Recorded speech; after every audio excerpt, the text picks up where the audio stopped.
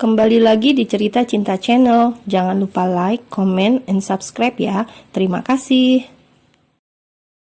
Hampir kesorean, gadis itu sampai di depan pekarangan rumahnya. Sayup-sayup terdengar tawa pecah orang mengobrol. Inggit yang masuk rumah tak lupa memberi salam.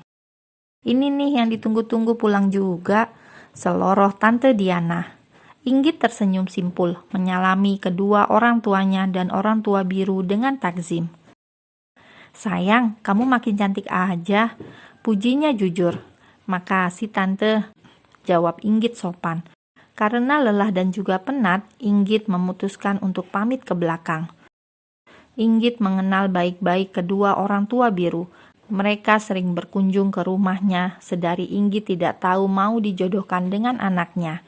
Gadis itu sempat mengemukakan rasa sungkannya atas perjodohan ini, hingga membuat Romo dan juga Biru murka. "Bagaimana kalau tunangan dulu aja, Jeng?" Itu suara Tante Diana. "Saya sih terserah baiknya gimana. Sepertinya anak kita juga sudah kenal walaupun belum dekat." "Langsung menikah saja mah, Biru sudah setuju kok," usul Pak Rasdan yang langsung diangguki Pak Tama. Inggit yang menangkap obrolan mereka dari ruang tengah mendengar dengan gusar. Apa jadinya kalau sampai pernikahan itu nyata? Bukankah sudah pasti Inggit tak akan menjalani dengan mudah?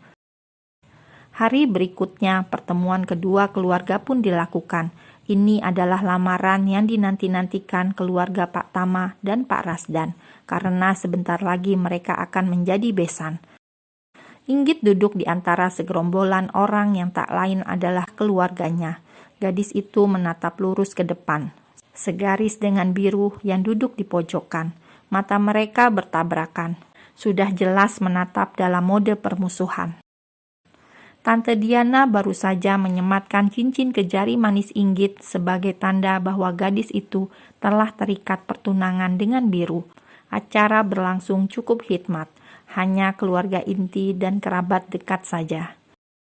Yang membuat Inggit syok, pernikahan mereka bahkan akan dilangsungkan 2 minggu dari sekarang. Tak bisa protes, apalagi menentang kesepakatan yang telah dibuat. Baik Biru dan Inggit sama-sama terdiam dan mengikuti dengan tenang. Suasana keakraban masih terasa di antara kedua keluarga tersebut. Biru menghampiri Inggit yang tengah duduk menyamping, sedikit menepi dari segerombolan orang yang tengah berbahagia versi mereka. Biru berdehem, duduk di sampingnya dengan muka datar. "Gimana perasaan lo, Git? Seharusnya lo bangga kan? Karena sebentar lagi bakalan jadi Nyonya Rasdan," bisiknya dengan nada mengejek. "Ngapain lo? Sana pergi, gak usah soker," jawabnya ketus. "Well, nikmati saja alurmu yang tenang," ucapnya sarkas dengan nada penuh penekanan. "Gue mau bilang ke Hilda," ucap Inggit, menghentikan gerakan Biru yang hendak beranjak. Pria itu kembali duduk dan menatap tajam ke arah Inggit. "Gue gak sanggup bohongin dia sahabat gue sedari dulu, dan lo tiba-tiba datang mengacaukan semuanya," adunya dramatis. "Sebaiknya tak usah repot-repot, girl. Karena pernikahan kita hanya sementara dan sebagai formalitas saja. Gua pastikan akan bercerai setelah apa yang gua mau dapat," jawabnya lugas, meluncur tanpa beban. "Oh ya ampun, ayolah Inggit, berpikir dari sekarang. Masih ada harapan untuk menggagalkan pernikahan konyol ini." Inggit bergeming menatap punggung Biru yang berjalan menjauh. Entah apa yang salah dalam dirinya, kenapa harus menjalani ikatan yang menyedihkan begini. Ia menatap sendu cincin yang melingkar di jari manisnya.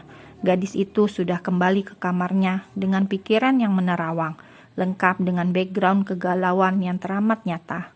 Dirinya bahkan tak diberikan kesempatan untuk berkelit sejenak saja, atau setidaknya sama-sama menjelaskan ke Hilda yang notabene sebagai kekasih dari calon suaminya dan juga sahabat akrabnya.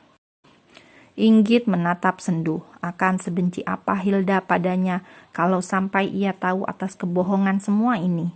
Walaupun percintaan mereka terkesan cuek dan bebas, tapi mereka saling terikat kuat tanpa enggan berpisah.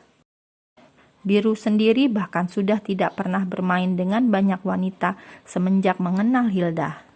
Hubungan mereka yang terlampau jauh, kontras membuat Inggit semakin ingin keluar dari ikatan yang seakan menjeratnya. Pokoknya, gua harus bisa membatalkan pernikahan ini, tekad Inggit yakin. Gadis itu mengirim pesan singkat pada sahabatnya dan mengajak ketemuan bersama.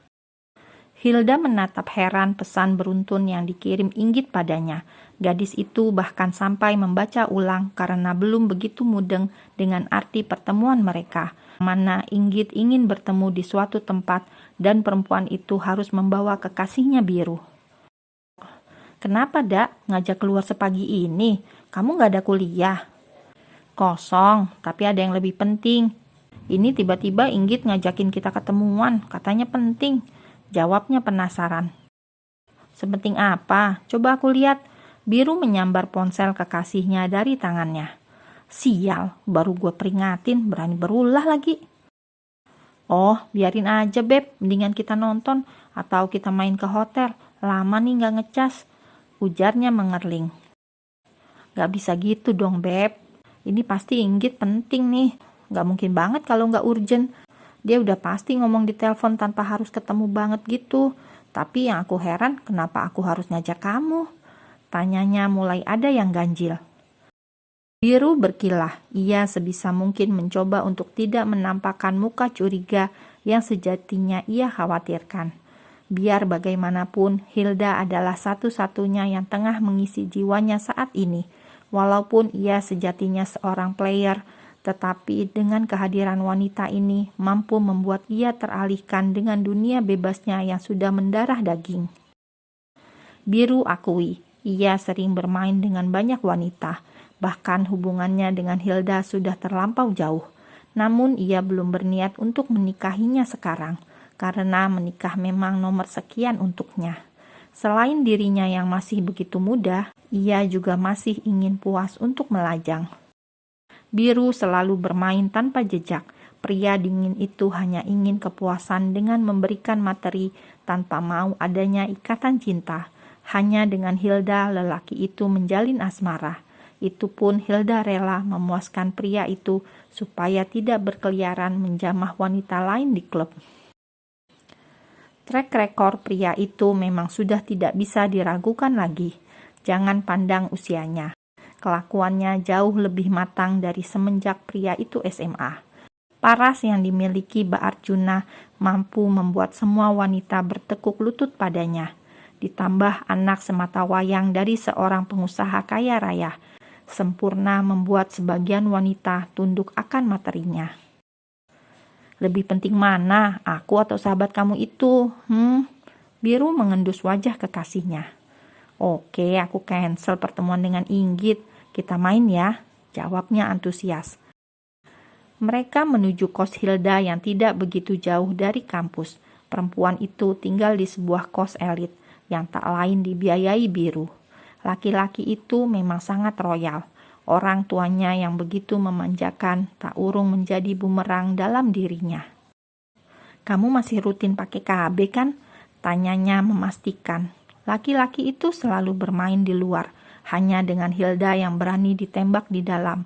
Itu pun tetap tak mau rugi dengan menyuruh perempuan itu rutin mengkonsumsi kontrasepsi tersebut.